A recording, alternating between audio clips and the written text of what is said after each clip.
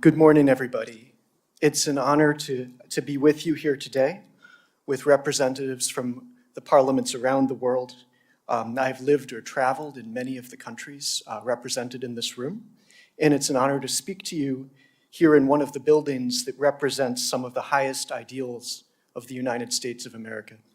I'm probably best known as the author of China's Vision of Victory, which was one of the first books to explain the global strategy of the Chinese Communist Party in their own documents and in their own words.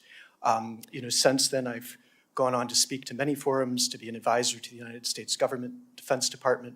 I've worked with many American companies and strategic industries, from semiconductors to agriculture to finance to manufacturing, aerospace, and even shipbuilding in the maritime domain. And I've been asked today to speak to you about the greatest challenge that faces the United States and that faces the democracies across the world. And I've been asked to tell you what I think we can do about this challenge, because this is the time for action. It's the time for us to formulate and finalize our understanding of this situation and begin to act. And also, I want to say that we should not be afraid of this. I mean, there is still a path for the free world to win this contest with China and Russia, to prevail in the long run, not by military force, but through economic power. So what is the nature of this challenge? The Chinese Communist Party envisions a turning point in history. It envisions a turning point in which the People's Republic of China becomes the preeminent power in world affairs, surpassing the United States economically and militarily, and ushering in a new era of uncontested totalitarian power. They call this vision, quote, the great rejuvenation of the Chinese nation. China's leaders have made clear to the world how they intend to reach this turning point. The Communist Party's grand strategy is global. From Asia to Africa to Latin America to Europe, programs including the Belt and Road Initiative, dual circulation, and the community of common destiny for mankind show us the scope and depth of their strategy and ambitions. And at the center of China's vision of victory is the intent to build and use newfound military power. If China's modern history is any guide, the great rejuvenation of the Chinese nation will involve the prolific use of military force against nations large and small in the Indo-Pacific and beyond. In the 20th century, the Chinese Communist Party fought border wars with India, with the Soviet Union, and with Vietnam. It instigated multiple crises in Taiwan and in the Korean War just after the founding of the People's Republic of China. After a 4-year, multi-million casualty Chinese civil war, Chinese forces fought the United States and the United Nations Command, a coalition that included many nations in this room today, such as Belgium, Canada, France, the Philippines, South Africa, the United Kingdom, and Ethiopia. As friends and allies, we fought together and we held the line against that era's Russia-China alliance in Korea. Eventually, we won the long Cold War. Today, the Russia-China axis has returned with new ambitions and new forms of power. In Moscow and Beijing, they officially call it the Russia-China Comprehensive Strategic Partnership of Coordination for a New Era. In March of this year, a full year after Putin's invasion of Ukraine, China's State Council announced that China is ready to work with Russia to build on past achievements and enrich the Comprehensive Strategic Partnership of Coordination for a New Era. Chinese economic and propaganda support for Putin is well documented. Russia-China joint military exercises on land, air, and sea have continued since the invasion of Ukraine. In this room today, we have a large delegation from Ukraine, a country whose bravery and power have set an example for us all. Our friends in Ukraine can attest to the horrors wrought by the Russia-China axis and what this means for Europe and for the world. The challenges we face today from authoritarian aggressors span every region of the globe. In this room today, we also have a large delegation from the Philippines, an American ally of multiple generations. The Philippines endures and stands against relentless aggression from China and its maritime forces in the South China Sea. The world has begun to take notice of China's dangerous activities against the Philippines at Second Thomas Shoal. Our friends in the Philippines can attest to the nature of China's ambitions. And so we stand at the edge of a dangerous era. 10 years ago, Vladimir Putin invaded eastern Ukraine for the first time and also seized Crimea. His partners in Beijing pushed and probed in the Indo-Pacific, beginning to build their militarized islands in the South China Sea. 10 years from now, if it is not contained, we will see the devastating results for the world of an unchecked Russia-China axis. Communist Party Chairman Xi Jinping has told us that, quote, all must be done with the ultimate goal of improving battle command capacities and measured by the standards of being able to fight and win wars. He has told us that, quote, we are resolved to fight the bloody battle against our enemies with a strong determination to take our place in the world. In America, our military leaders have taken notice and begun to sound the alarm.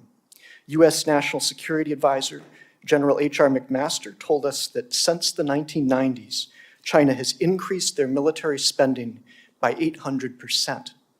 It's the largest peacetime military buildup in history. U.S. Indo-Pacific Commander Admiral John Aquilino has told us that China's military buildup is, quote, the largest military buildup since World War II, at the greatest speed, both in the conventional and nuclear lanes, across all domains, maritime, air, land, sea, space, and cyber. In short, we stand at the edge of something dangerous, something obvious, and something that we all can see. Chinese Communist Party history and 1,000 Dongfeng 21D carrier killer missiles do not lie. But as I said at the beginning of these remarks, we should not be afraid. There is still a path forward, one where the free world, the world's democracies, can win this long contest with China, Russia, and other authoritarian states that share their ambitions. The path forward rests on economic power. China's military rise, its ability to finance and stabilize authoritarian regimes from Moscow to Tehran and beyond, would never have been possible without decades of economic engagement with the United States and our allies in Europe and Asia. It was our failed strategy, bringing the Chinese Communist Party into the world economy and granting it access to our markets, technology, and capital, that has produced the rise of China. Many believe today that China's economic rise is over, or at least teetering on the brink of disaster, that debt, demographics, and a property market crisis will be enough to finish with the rise of China. But it will not be this easy. We must disengage with China economically. We must do the work to disengage. If US-China economic engagement continues, and if China maintains access to the markets, technology, and capital of the free world, the Chinese Communist Party's economic woes will be eased, its capabilities and ambitions will continue to grow, and it will be an ever more formidable opponent. China leads the world in global goods trade. It has set forth strategies to dominate essential industries, from shipbuilding to autos to information technology and many more. China remains at the center of global supply chains across numerous industries. Beijing continues to prioritize its Belt and Road Initiative, which accounts for over $1 trillion worth of capital deployed and construction projects worldwide.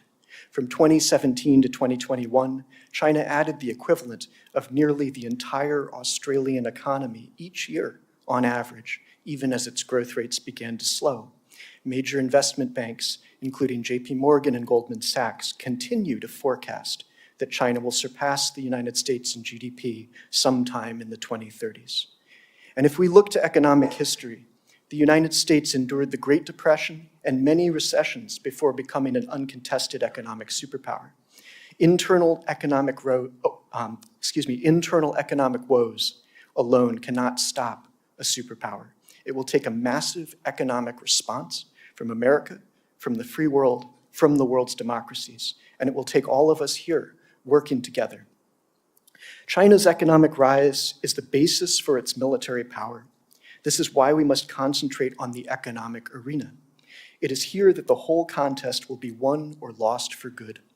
Economic might is the basis for power in history. It is the economic arena that we may win, and it is in the economic arena that we may lose. As I wrote in my latest book, The Decisive Decade, American economic power has arguably been the deciding element of the major contests of the past 100 years. In the decade ahead of the Second World War, America's economic advantages were profound. In 1937, the United States had 17 times the national income of Japan and 3 times the national income of Japan and Germany combined, in addition to far outstripping both in industrial power. But today, through decades worth of engagement with China, America has transferred manufacturing and industrial capacity, technology, and capital to our primary adversary, a process that we may eventually regard as one of our greatest mistakes in history. China is the uncontested leader in the world's rail, maritime, and steel industries and is responsible by some estimates for nearly 30% of the world's total manufacturing output, almost double that of the United States. Its state-owned and state-backed super companies and mega banks dominate not only the country's enormous internal market, but have extended their reach across most of the world. And all of these entities, unlike those of the American private sector, must work at the behest of the Chinese Communist Party and participate in its global grand strategy. And yet there is still a path to victory. The outcome of this contest is entirely dependent on how we restructure the world economy. Here, the US and our allies retain enormous advantages if we have the will to use them. And here, the nations of the emerging world and emerging markets from Asia to Africa to Latin America still have tremendous potential if we work together to push back against predatory engagement with Beijing.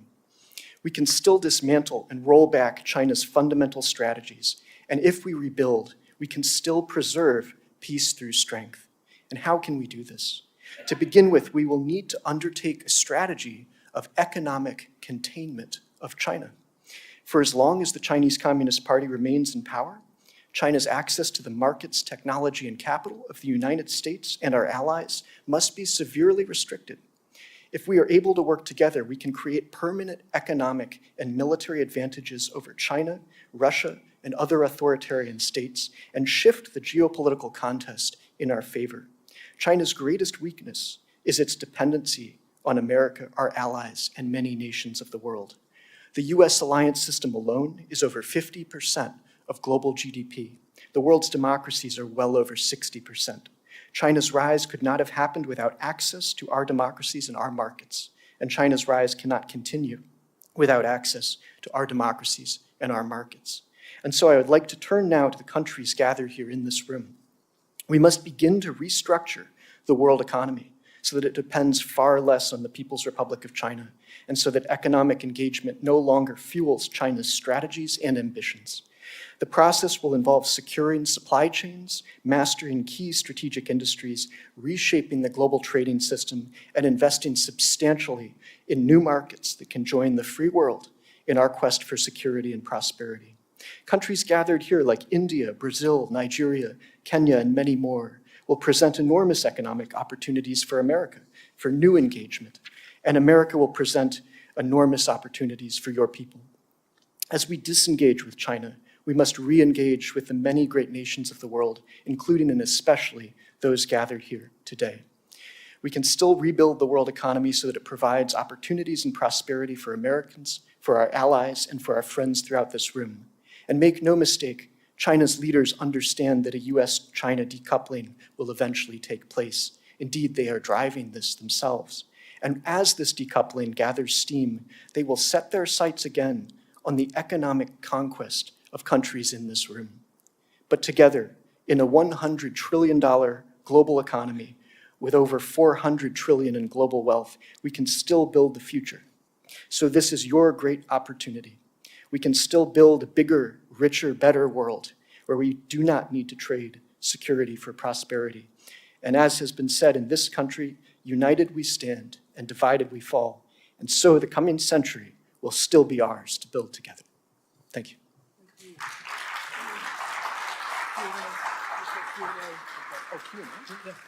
So we've got some time for Q&A. If you've got some questions, comments, statements you'd like to make relative to Dr. Ward's speech, love to hear from you.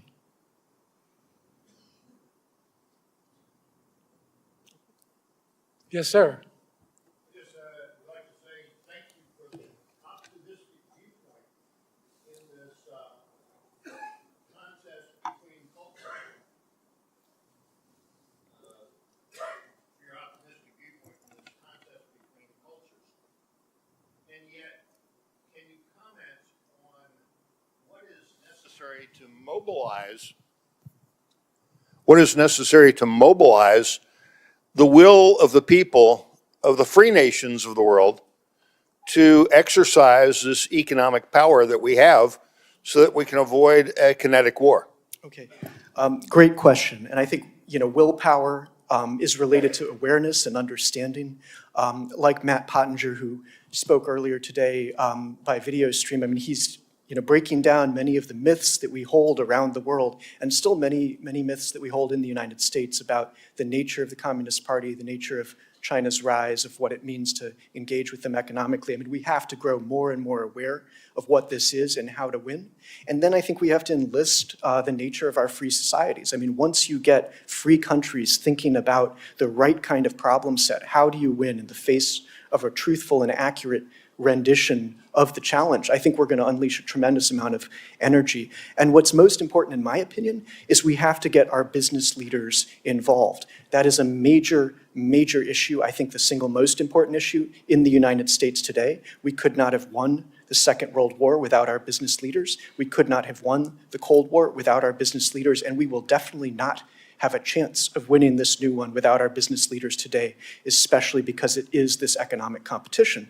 So we need to see this kind of awakening happening in boardrooms and C-suites across America and across the world, because that is how we restitch the ties, essentially, of the global economy, so that there is still a large, growing global economy that includes allies and friends, and yet essentially goes to an ex-China moment, a sort of post-China engagement moment. So our businesses across all of these countries need to start working together to build our markets, to integrate our markets. And a lot of that's going to be done through commerce, through trade, through investment, these sorts of things. But I think many of our business leaders are not yet willing to take the problem head on, to speak about it publicly, and to mobilize in that sense and contribute to the effort that we need to see. But that's true in every country. I mean, we still have this tremendous opportunity for international commerce and potential there. Yes.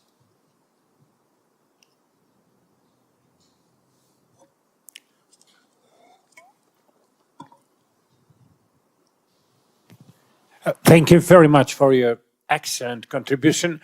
And I have a question about the internal situation in China, because you said we have disengaged with China. I totally agree. But what do you think about Western influence over Chinese society? Can we do more to organize an opposition against the Communist Party? I'm coming from Poland, this country which received in the 80s tremendous help from United States of America and from Western countries, exactly for fighting against the Communist Party in my country. So we, as a Polish opposition, at that time, I was very young at that time, but I was a member of opposition already, but we felt that we have this support from the Western countries, and we have this feeling that there is a sense of fighting against our communist regime. So what we can do to help to organize the real opposition against the Communist Party inside China? Or how do you think should we do more to organize the opposition against the Communist Party, to teach them how to fight against the Communist Party, because they are accusing us for doing it. They are accusing us, both Putin and Communist Party, that we are training their opposition, but we are unfortunately not doing it in the real terms today. So what is your judgment about the possibility of internal troubles of the Communist Party? Sure. So I think on one hand, one of the major and most important domains in this entire contest is the domain of values and ideas.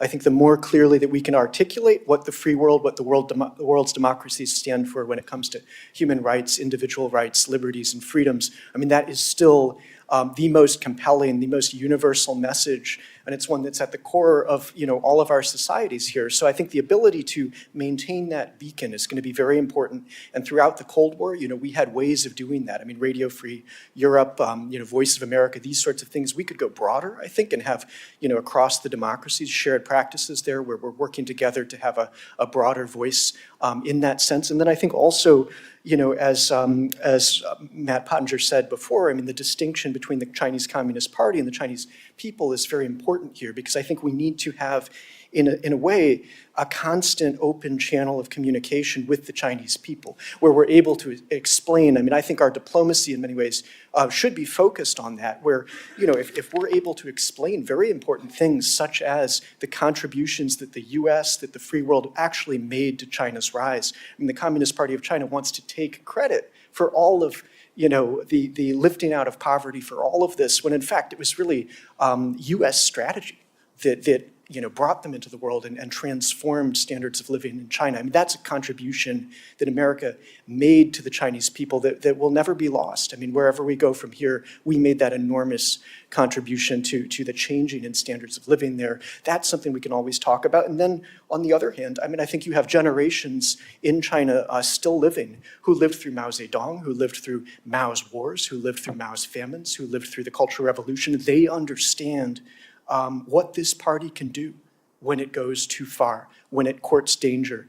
They understand that. I think some of the younger generations may not know that as well, but engaging with the different generations in China to explain where the party is truly taking them.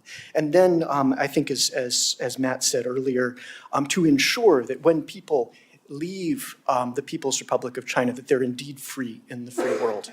And also to remember that the contest over freedom and the future of China has partially an enormous amount to do with Taiwan, with a genuine democracy right across the straits that represents on its own just all of the ideals that we care about in this room. And Hong Kong too, where we've seen that city devoured by the party, but the way that they stood for their own rights and freedom. I mean, there are these things that we must spotlight, that we must make part of our message to the world and our engagement with all countries. Hello. Yeah. Thanks for your presentation. The title of your presentation is The Decisive Decade of China Vision of Victory. My first question is, how long does the alliance between Russia, China, and Iran will last? Is this going to last for 10 years? Or do you think at some point they will fighting one against the other? Secondly, I do agree totally with you that it was a huge mistake when it was made to allow China to enter the World Trade Organization in 2001, and we are suffering because of that. But I also do have the feeling that we are losing. This is the third year I do attend this conference in Washington, and we are always talking about China, what China is doing with my colleagues, more or less in the same message we have heard this morning. But now we have the Ukrainian war, we have Israel, we have the military coups that have gone on in Africa, many nations, pushed by the Chinese, by the Russians, by the Iranians, and we see what's happening now in South America. We were close to a military confrontation between Bolivia and Peru. Now we see Venezuela asking and claiming Guyana. 2 days ago, Maduro asked to put all the leaders of the opposition in prison, among them a young friend of mine, Pedro Urrechu, who has now gone in hiding. So what is the US doing? That's my question to you, because I don't see you in Peru. I have been last year 4 times in Peru. I don't see you in Bolivia. I was kicked out from Bolivia last year and not allowed to enter the country for the next 3 years. I don't see you in Nicaragua. I don't see you in many places. You are like gone, and China and Iran are there. Thank you. Okay, thank you. That's an excellent series of questions.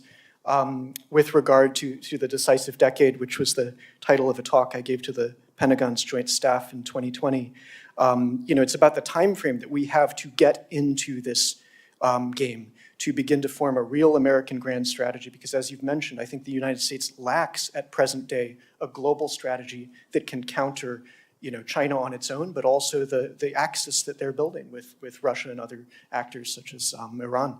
So, we don't yet have a fully global strategy, but we do have a global alliance system. And this is why this is so important. I mean, to have our friends in Europe, our friends in Asia, throughout the entire developing world. I mean, we have all of this potential, I think, to re-engage. So, if you're able to take the OECD nations and then consolidate that into more of a strategic community, if you're able to take major democracies from Asia, Africa, Latin America, and sort of build the trade and investment ties that are going to tie us closer together, we do have the military security system, I think, that is built around, global allies, all of which who are on the front lines at this point of these different pieces of the problem. As you've pointed out, the war in Ukraine, the war in the Middle East, I mean, 2 of 3 major theaters that matter to global security are now at war, and China is threatening, a new potential war in Taiwan or in the first island chain. So, we have a lot of work to do. I don't think we're doing it yet,